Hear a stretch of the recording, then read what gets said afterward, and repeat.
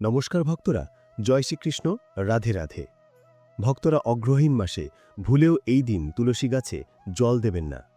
তুলসী গাছে জল দেওয়ার নিয়ম সনাতন ধর্মাবলম্বীদের কাছে প্রতিটি মাসেই কোনো না কোনো বিশেষ মাহাত্ম্য বহন করে, কিন্তু অগ্রহায়ণ মাস তার নিজস্ব বৈশিষ্ট্যে অনন্য। এই মাসটিতে বলা হয় লক্ষ্মীর মাস, এবং এটি ভগবান শ্রীকৃষ্ণেরও অত্যন্ত প্রিয় একটি মাস। হেমন্তেরই স্নিগ্ধ সময়ে প্রকৃতিতে যেমন এক প্রশান্ত ভাব বিরাজ করে, তেমনি আধ্যাত্মিক জগতেও এই সময়টি ভক্তি ও সমর্পণের জন্য শ্রেষ্ঠ বলে বিবেচিত হয়। আর যেখানে শ্রীহরি বা নারায়ণের আরাধনার প্রসঙ্গ আসে, সেখানে দেবী তুলসীর উপস্থিতি অনিবার্য। হিন্দু ধর্মে তুলসী শুধুমাত্র একটি উদ্ভিদ বা ভেষজ গাছ নয়, তিনি সাক্ষাৎ দেবী, তিনি বৃন্দা। স্কন্দ পুরাণে বলা হয়েছে, তুলসী পাতা ছাড়া ভগবানের পূজা কখনোই সম্পূর্ণ হয় না। তাই প্রতিটি সনাতন গৃহস্থের বাড়িতে তুলসী মঞ্চের উপস্থিতি লক্ষ্য করা যায়। বিশেষ করে অগ্রহায়ণ মাসে তুলসী দেবীর আরাধনা করলে অশ্বমেধ যজ্ঞের সমান ফল লাভ হয় বলে বিশ্বাস করা হয়। তবে কেবল গাছ লাগালেই দায়িত্ব শেষ হয়ে যায় না। এই পবিত্র উদ্ভিদের পরিচর্যা ও সেবার ক্ষেত্রে রয়েছে কঠোর শাস্ত্রীয় অনুশাসন, যা না মানলে হিতে বিপরীত হতে পারে। অনেকে ভক্তিভরে পূজা করলেও অজান্তেই এমন কিছু ভুল করে বসেন, যা সংসারে অমঙ্গল ডেকে আনে। তাই আজকের এই আলোচনায় আমরা তুলসী সেবার প্রতিটি দিক অত্যন্ত খুঁটিনাটিভাবে বিশ্লেষণ করব, যাতে আপনার ভক্তি সঠিক পথে পরিচালিত হয়। তাই আজকের ভিডিওটি খুব গুরুত্বপূর্ণ হতে চলেছে।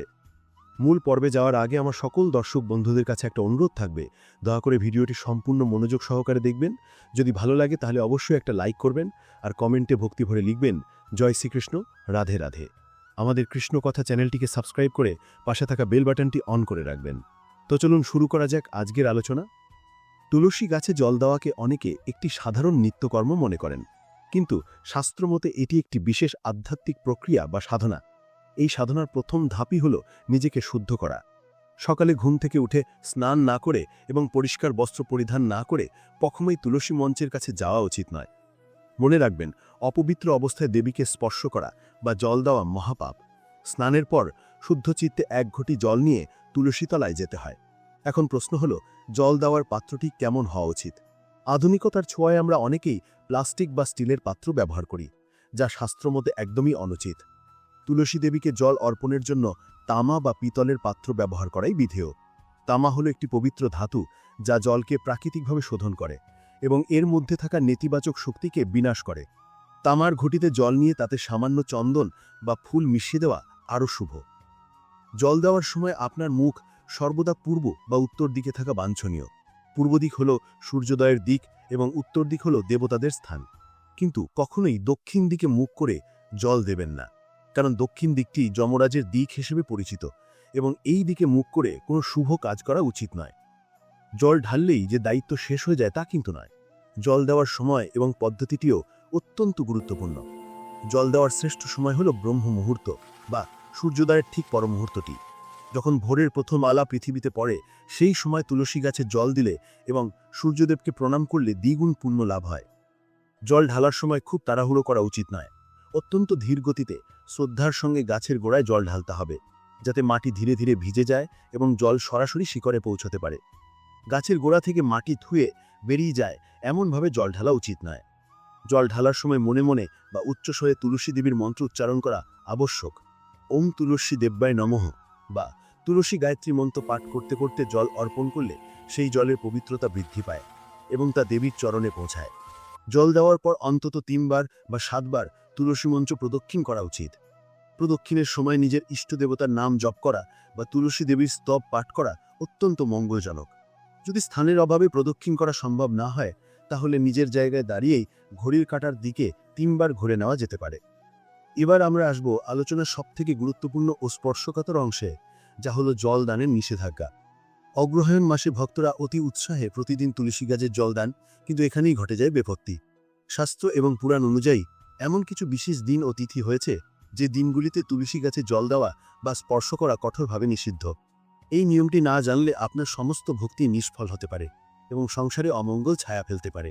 তাই আজকের এই আলোচনায় আমরা তুলসী সেবার প্রতিটি দিক অত্যন্ত খুঁটিনাটিভাবে বিশ্লেষণ করব, যাতে আপনার ভক্তি সঠিক পথে পরিচালিত হয়। তাই আজকের এই আলোচনায় আমরা তুলসী সেবার প্রতিটি দিক অত্যন্ত খুঁটিনাটিভাবে বিশ্লেষণ করব, যাতে আপনার ভক্তি সঠিক পথে পরিচালিত হয়।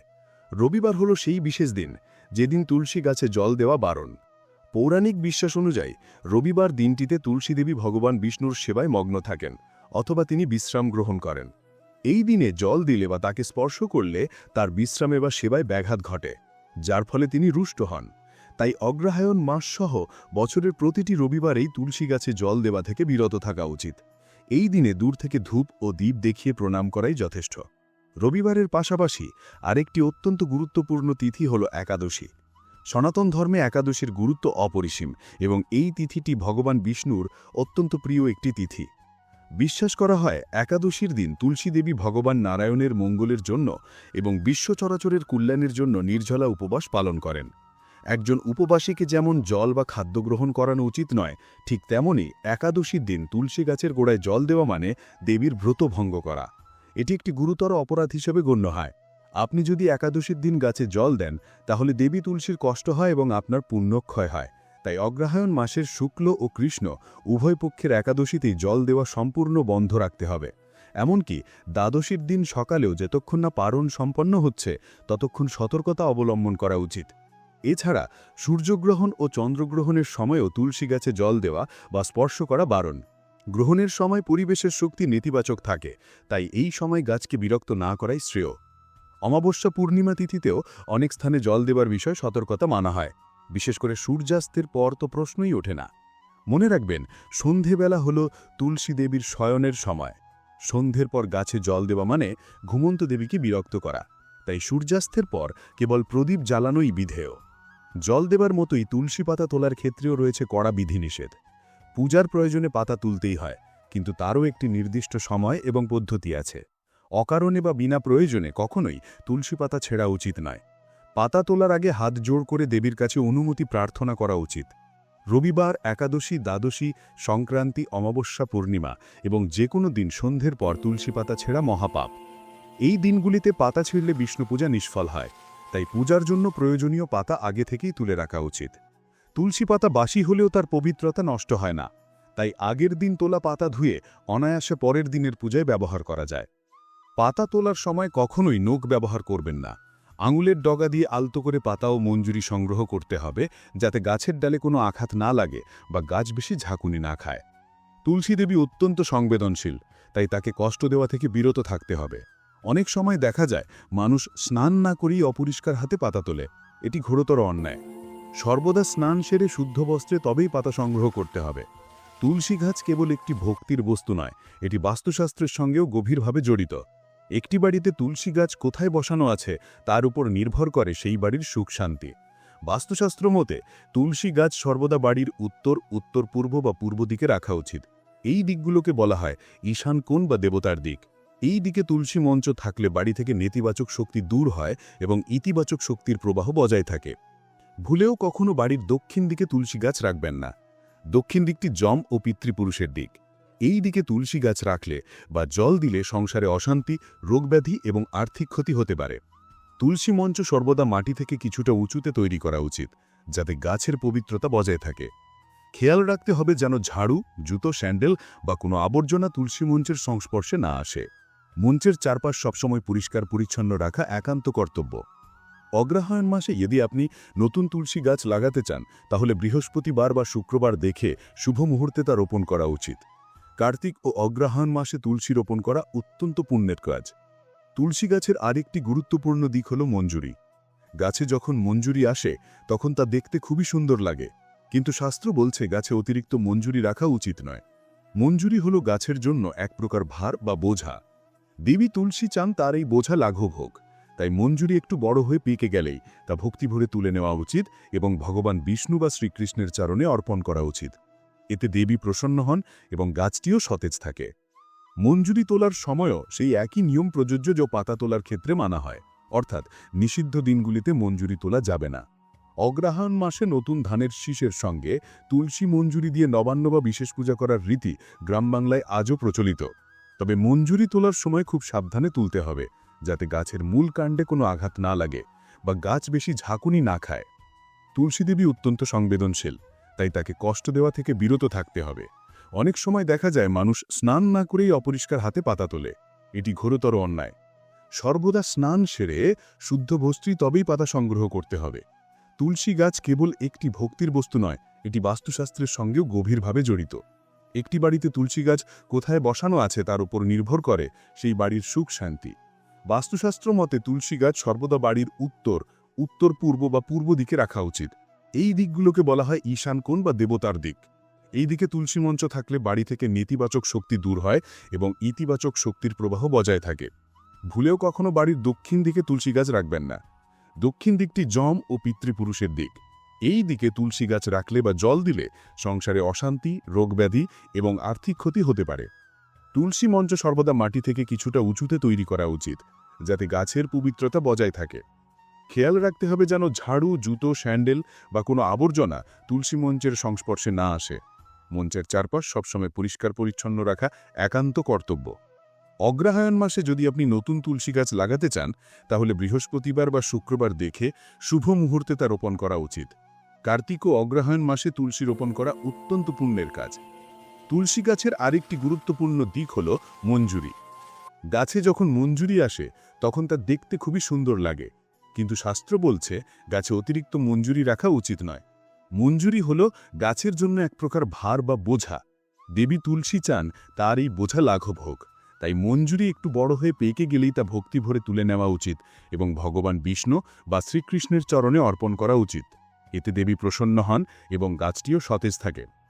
মঞ্জুরি তোলার সময়ও সেই একই নিয়ম প্রযোজ্য যা পাতা তোলার ক্ষেত্রে মানা হয়, অর্থাৎ নিষিদ্ধ দিনগুলিতে মঞ্জুরি তোলা যাবে না। অগ্রহায়ণ মাসে নতুন ধানের শীষের সঙ্গে তুলসী মঞ্জুরি দিয়ে নবান্ন বা বিশেষ পূজা করার রীতি গ্রাম বাংলায় আজও প্রচলিত। তবে মঞ্জুরি তোলার সময় খুব সাবধানে তুলতে হবে, যাতে গাছের মূল কাণ্ডে কোনো আঘাত না লাগে। অনেক সময় দেখা যায় পর্যাপ্ত যত্ন নেওয়া সত্ত্বেও তুলসী গাছ শুকিয়ে যায়। যেহেতু সামনে কোনো জলাশয় নেই, তাহলে বাড়ির কোনো পবিত্র কোণে গর্ত করে সেখানে পুঁতে দিতে পারেন, যাতে কারো পা না লাগে। গাছটি সরানোর পর সেই স্থানে যত দ্রুত সম্ভব নতুন একটি সতেজ তুলসী চারা রোপণ করা উচিত। অগ্রহায়ণ মাসে তুলসী গাছ শুকিয়ে যাওয়াকে বিশেষ সতর্ক বার্তা হিসেবে দেখা হয়, তাই এই মাসে গাছের জল ও রোদের দিকে বাড়তি নজর দেওয়া প্রয়োজন। অতিরিক্ত জল বা তীব্র রোদ উভয়ই গাছের জন্য ক্ষতিকারক হতে পারে, তাই আবহাওয়া বুঝে সেবা করা উচিত। অনেকেই মনে করেন তুলসী অত্যন্ত পবিত্র, তাই যে কোনো দেবতার পূজাতেই এটি ব্যবহার করা যায়। এটি একটি বিশাল ভুল ধারণা। বিশেষ করে ভগবান গণেশ ও দেবাধিদেব মহাদেবের পূজায় তুলসীর ব্যবহার নিয়ে কড়া বিধিনিষেধ আছে। অগ্রহায়ণ মাসে তুলসী সেবা করার পাশাপাশি এই নিয়মটি জানা অত্যন্ত জরুরি, নতুবা আপনার পূজা বিফলে যেতে পারে। নিচে এই বিষয়টি বিস্তারিতভাবে গল্পের আকারে আলোচনা করা হলো।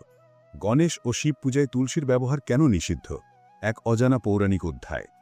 তুলসী পাতা ছাড়া যেমন শ্রী বিষ্ণু বা নারায়ণের পূজা অসম্পূর্ণ, ঠিক তেমনি এমন কিছু দেবতা আছেন যাদের পূজায় তুলসী পাতা ব্যবহার করা শাস্ত্রীয়ভাবে নিষিদ্ধ। এর মধ্যে সর্বাগ্রে আসে সিদ্ধিদাতা গণেশের নাম। আমরা প্রায়শই সব দেবতাকে একই মনে করে ভুলবশত গণেশ পূজায় তুলসী পাতা দিয়ে ফেলি, যা পুরাণ মতে একটি অপরাধ।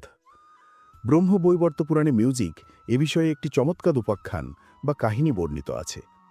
পৌরাণিক কাহিনী অনুযায়ী একদা দেবী তুলসী গঙ্গা নদীর তীরে ভ্রমণ করছিলেন। সেই সময় তিনি দেখতে পান যে তরুণ এবং অত্যন্ত তেজস্বী বিনায়ক গণেশ সেখানে গভীর ধ্যানে মগ্ন আছেন। গণেশের রূপ এবং শান্তভাব দেখে দেবী তুলসী মোহিত হন এবং তার প্রতি আকৃষ্ট হন।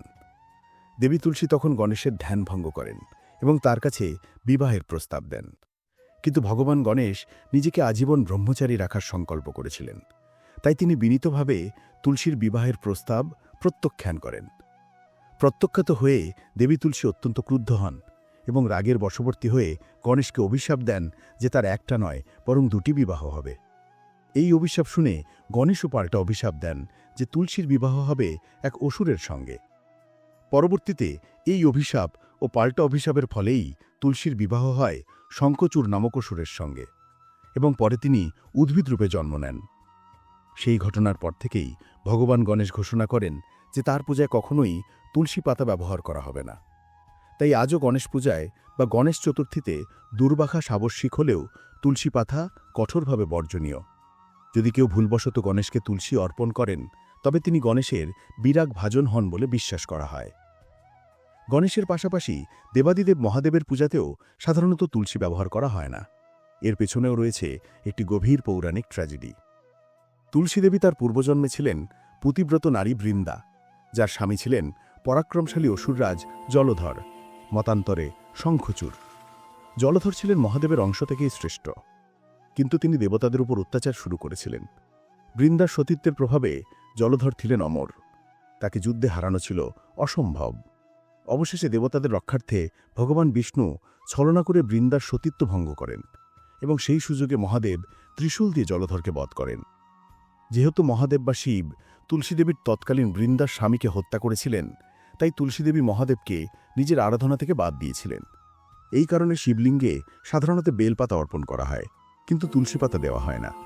তবে কিছু বিশেষ তিথিতে বা বিশেষ প্রসাদ তৈরির ক্ষেত্রে বা কার্তিক মাসে শিবের ওপর তুলসী মঞ্জুরি দেওয়ার কিছু শিথিল নিয়ম কোনো কোনো পুরাণে পাওয়া যায়, কিন্তু সাধারণ নিত্যপূজায় শিবকে তুলসী দেওয়া থেকে বিরত থাকাই শ্রেয়। অন্যদিকে দেবী দুর্গা বা মা কালীর পূজাতেও তুলসী পাতার ব্যবহার সচরাচর লক্ষ্য দেখা যায় না। শাক্ত ধর্মে বা দেবী পূজায় জবা ফুল ও বেলপাতার প্রাধান্যই বেশি। তুলসী প্রধানত বৈষ্ণবীয় আকারের প্রতীক। তবে সম্পূর্ণ বিপরীত চিত্র দেখা যায় ভগবান বিষ্ণু, শ্রীকৃষ্ণ, রামচন্দ্র বা নারায়ণের পূজায়। পদ্মপুরাণে বলা হয়েছে, গঙ্গা যেমন সমস্ত নদীর মধ্যে শ্রেষ্ঠ, তেমনি তুলসী সমস্ত পত্রপুষ্পের মধ্যে শ্রেষ্ঠ। ভগবান বিষ্ণু স্পষ্ট জানিয়েছেন যে লক্ষ লক্ষ স্বর্ণমুদ্রা বা বহুমূল্য রত্ন দিয়ে পূজা করলেও তিনি ততটা সন্তুষ্ট হন না যতটা তিনি সন্তুষ্ট হন মাত্র 2টি তুলসী পাতা অর্পণ করলে। এমনকি ভোগ বা নৈবেদ্য নিবেদনের সময় যদি তাতে তুলসী পাতা না দেওয়া হয়, তবে ভগবান সেই খাদ্য গ্রহণ করেন না। তাই অগ্রহণ মাসে বিষ্ণু পূজায় অন্য কোনো ফুল না জুটলেও কেবল তুলসী ও জল দিয়েই পূজা সম্পন্ন করা যায়। সার সংক্ষেপ এবং উপদেশ। অতএব অগ্রহণ মাসে বা সারা বছর তুলসী চয়ন ও ব্যবহারের সময় অত্যন্ত সতর্ক থাকতে হবে। মনে রাখবেন, পাতাটি তুলে সঠিক পাত্রে বা সঠিক দেবতার চরণে অর্পণ করা একান্ত কর্তব্য। নারায়ণের প্রসাদ বা চরণামৃতের জন্য পাতাটি ব্যবহার করুন। হনুমানজির পূজা ব্যবহার করুন, কারণ তিনি রাম ভক্ত, কিন্তু ভুলেও গণেশ বা শিবলিঙ্গে এটি অর্পণ করবেন না। এই সূক্ষ্ম নিয়মগুলো মেনে চললেই আপনার ভক্তিপূর্ণতা পাবে এবং তুলসী সেবার প্রকৃত ফল লাভ করবেন। সন্ধেবেলার সেবা সকালবেলার জলদানের মতোই সমান গুরুত্বপূর্ণ। সারাদিন পর যখন সূর্য অস্ত যায়, তখন শুরু হয় সন্ধ্যাকালীন আরতি ও দীপদানের সময়। অগ্রহায়ণ মাসের প্রতি সন্ধ্যায় তুলসীতলায় দীপ জ্বালালে সেই গৃহে লক্ষ্মীর স্থায়িত্ব বাড়ে। এই দীপটি মাটির হওয়ায় বাঞ্ছনীয় এবং এতে জ্বালানির হিসাবে গাওয়া ঘি ব্যবহার করা সবথেকে উত্তম। যদি ঘি সম্ভব না হয়, তবে তিলের তেলও ব্যবহার করা যেতে পারে। দীপটি এমনভাবে রাখতে হবে যাতে আগুনের শিখা বা তাপ গাছের পাতায় না লাগে। সন্ধেবেলায় দীপ জ্বালানোর সময় শঙ্খধ্বনি দেওয়া ও উলুধ্বনি দেওয়া অত্যন্ত শুভ। এই ধ্বনিতে বাড়ির নেতিবাচক শক্তি দূর হয়ে যায়। মনে রাখবেন, সন্ধেবেলায় কোনোভাবেই গাছের জল দেওয়া বা স্পর্শ করা যাবে না। এই সময় দেবী বিশ্রামে যান, তাই দূর থেকে কেবল ভক্তিভরে প্রণাম করাই বিধেয়। শাস্ত্রে বলা হয়েছে, যে বাড়িতে নিয়মিত সন্ধেবেলায় তুলসীতলায় দীপ জ্বলে, সেই বাড়িতে অকাল মৃত্যু বা বড় কোনো বিপদ সহজে প্রবেশ করতে পারে না এবং যমরাজ সেই গৃহের দিকে দৃষ্টি দেন না। নারীদের ক্ষেত্রে তুলসী সেবার কিছু বিশেষ নিয়ম রয়েছে, যা অবশ্যই মানা উচিত। ঋতুচক্র বা মাসিকের সময় নারীদের শরীর শাস্ত্রমতে অশুদ্ধ থাকে। এই অবস্থায় দেবদেবীর পূজা বা স্পর্শ নিষিদ্ধ। তাই এই কয়েকদিন নারীদের তুলসী গাছে জল দেওয়া, স্পর্শ করা বা পূজা অর্চনা করা থেকে বিরত থাকা উচিত। এই সময়গুলোতে পরিবারের অন্য কোনো সদস্যের মাধ্যমে সেবা চালিয়ে যেতে পারেন। তবে মনে রাখবেন, দূর থেকে দেবীকে দর্শন ও প্রণাম করায় কোনো বাধা নেই। কেবল কায়িক স্পর্শ এবং নৈবেদ্য অর্পণ এড়িয়ে চলতে হবে। এটি কোনো কুসংস্কার নয়, বরং শরীরের শক্তি এবং পবিত্রতার একটি বিশেষ পর্যায়, যা সম্মান করা উচিত। আবার পুরুষের ক্ষেত্রেও নিয়ম হল, বাড়ির বাইরে কাজে বেরোনোর আগে তুলসী দেবীকে প্রণাম করে এবং সামান্য মাটি কপালে তিলক হিসাবে ধারণ করে বেরোলে যাত্রাপথ শুভ হয় এবং কাজে সফলতা আসে। ধর্মীয় কারণের বাইরেও তুলসী গাছের বৈজ্ঞানিক গুরুত্ব অপরিসীম। এই গাছ পরিবেশ থেকে প্রচুর পরিমাণে কার্বন ডাই অক্সাইড শোষণ করে এবং বিশুদ্ধ অক্সিজেন ত্যাগ করে। অগ্রহায়ণ মাসের ঋতু পরিবর্তনের কারণে সর্দি, কাশি ও জ্বরের প্রকোপ বাড়ে। এই সময় তুলসী পাতা একটি মহা ঔষধ হিসাবে কাজ করে। তবে মনে রাখবেন, তুলসী পাতা কখনোই দাঁত দিয়ে চিবিয়ে খাওয়া উচিত নয়। এর বৈজ্ঞানিক কারণ হল, তুলসী পাতায় পারদ বা মার্কারি থাকে, যা দাঁতের এনামেলের ক্ষতি করতে পারে। তাই পাতাটি জল দিয়ে গিলে খাওয়া উচিত। এছাড়াও তুলসী গাছের গন্ধে মশা ও বিষাক্ত পোকামাকড় দূরে থাকে, যা প্রাকৃতিকভাবে আপনার ঘরকে জীবাণুমুক্ত রাখে। শাস্ত্রীয় ভক্তি এবং বৈজ্ঞানিক উপকারিতা উভয় দিক থেকেই তুলসী সেবার গুরুত্ব অনস্বীকার্য। পরিশেষে বলা যায়, অগ্রহায়ণ মাস আমাদের জন্য এক বিশেষ সুযোগ নিয়ে আসে ভক্তি ও শুদ্ধতর মাধ্যমে জীবনকে সাজিয়ে তোলার জন্য। তুলসী দেবী কেবল একটি গাছ নন, তিনি ভক্তি, মুক্তি ও পবিত্রতার প্রতীক। তাই এই মাসে বা বছরের অন্য যে কোনো সময় তার সেবার ক্ষেত্রে আমাদের অত্যন্ত সতর্ক থাকা প্রয়োজন। বিশেষ করে রবিবারের বিশ্রাম এবং একাদশীর উপবাসের দিনগুলোতে তাকে বিরক্ত না করা, সঠিক পাত্র এবং সঠিক দিকে জল অর্পণ করা এবং অশুচি অবস্থায় তাকে স্পর্শ না করা। এই নিয়মগুলো মেনে চললে কেবল আমাদের ধর্মীয় কর্তব্যই পালিত হবে না, বরং আমাদের সংসারে নেমে আসবে অনাবিল শান্তি ও সমৃদ্ধি। আসুন আমরা সকলে সংকল্প করি যে শাস্ত্রীয় বিধি মেনে শুদ্ধ চিত্তে তুলসী দেবীর সেবা করব এবং আমাদের অনাগত ভবিষ্যৎ প্রজন্মকেও এই পবিত্র সংস্কারে দীক্ষিত করব। সঠিক জ্ঞান ও ভক্তির সমন্বয়ে আমাদের জীবন হয়ে উঠুক মঙ্গলময়। প্রিয় বন্ধুরা, ভিডিওটি দেখে যদি ভালো লেগে থাকে এবং উপকৃত হয়ে থাকেন তাহলে অবশ্যই একটি লাইক করবেন। এতে আমরা নতুন ভিডিও বানানোর জন্য অনুপ্রেরণা পাই। আর কমেন্টে শ্রদ্ধা ও ভক্তি ভরে একবার অবশ্যই লিখবেন, জয় শ্রীকৃষ্ণ, রাধে রাধে।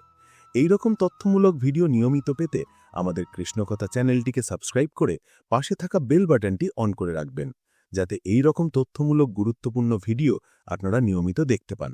সকলে ভালো থাকবেন, সুস্থ থাকবেন।